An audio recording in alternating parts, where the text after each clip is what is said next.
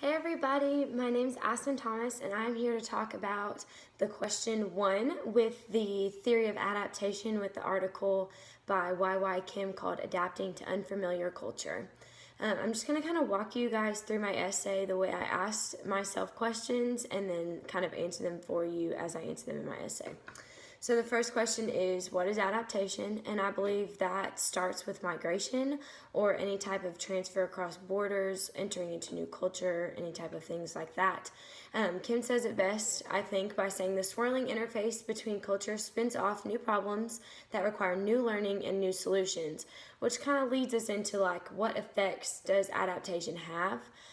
Throughout the article, I analyzed, I think the two main parts were that was split into two groups called group level studies, which kind of is based off of the Redfield, Linton, and Herskowitz study, that basically individuals adapt to a group and then that like creates a group of individuals who have moved, whereas there's the individual level study where an individual is just in an unfamiliar environment alone by themselves without a group to kind of connect with, if that makes sense. Next, is adaptation a problem or process? I believe that is problem oriented based off of culture shock, which kind of turns it into a process to overcome. So while it's both, I believe it starts off as a problem but then turns into a process to overcome. This helps, individuals learn, grow, and raise self-awareness, which is kind of the whole point of Kim's article. Finally, I kind of want to wrap it up with like culture shock. We learned that throughout the semester. Obviously, if you get thrown into an environment that you're not familiar with, it'll be very shocking to you. And that's just kind of the definition of culture shock, is just like unawareness of a different culture until you're in it and then you realize, wow, it's really different.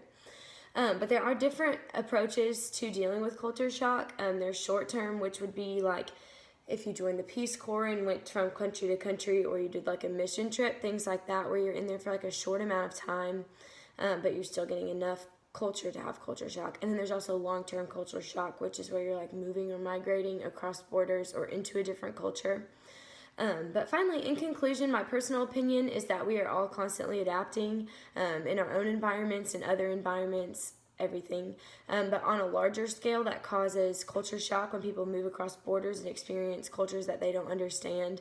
But the U.S. is a melting pot, you guys, so we should have patience and appreciation for the environment that we're blessed in of all these different cultures around us. And I hope you guys have a great rest of your day and enjoyed my video.